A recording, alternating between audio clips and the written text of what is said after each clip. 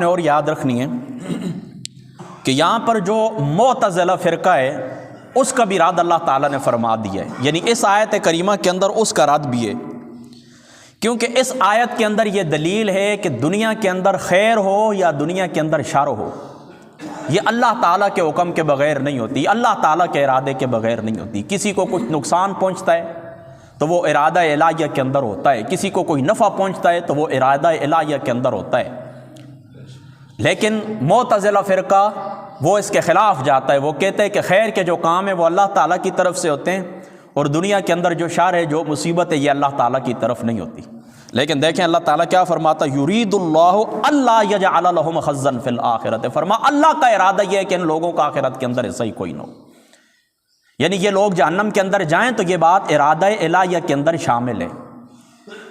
تو ایک فرق آپ نے یاد رکھنا ہے کہ ایک ہوتا ہے ارادہ اللہ تعالیٰ کا، اور ایک ہوتی ہے اللہ تعالیٰ کی چاہت۔ یعنی تم دیکھیں نا، کوئی بھی برائی کرتے ہو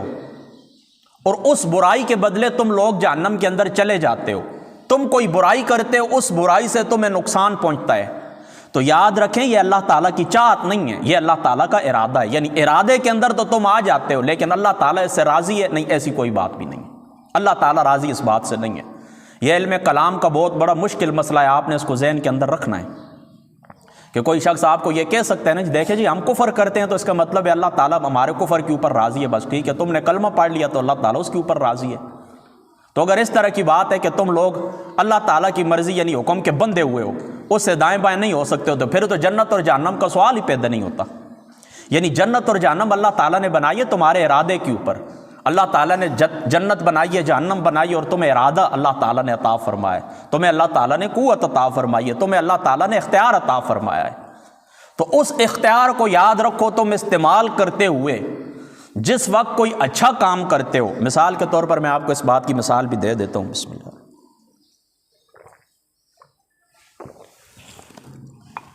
مثال کے طور پر تمہیں یہ بات اچھے طریقے سے معلوم ہے کہ مسجد کے اس طرف یہ شراب خانہ بنا ہوا ہے، اور وہ جو سامنے وہ کیا ہے، یہ معبد خانہ ہے، شراب خانہ نہیں ہے بلکہ معبد خانہ ہے، یہاں پر لوگ آتے ہیں اللہ تعالیٰ، بلکہ اسی مسجد کو لے لیں، یہ اللہ تعالیٰ کا گھر ہے۔ اب تمہیں یہ بات معلوم ہے کہ میں اس شراب خانے کے اندر جاؤں گا تو اس کے اوپر اللہ تعالیٰ راضی نہیں ہے، مجھے اللہ تعالیٰ نے یہ حکم دیا ہے، یہ چیز میرے اوپر حرام ہے،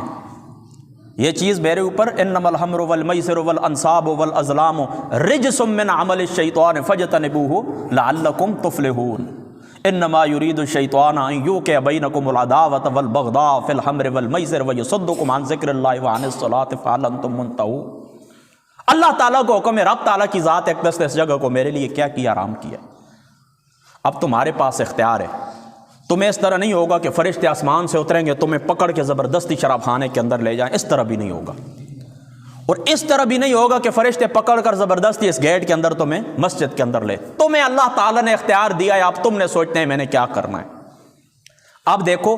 تم اس طرح کرتے ہو کہ اپنا اختیار استعمال کرتے ہوئے شراب خانے کے اندر چلے جاتے ہو،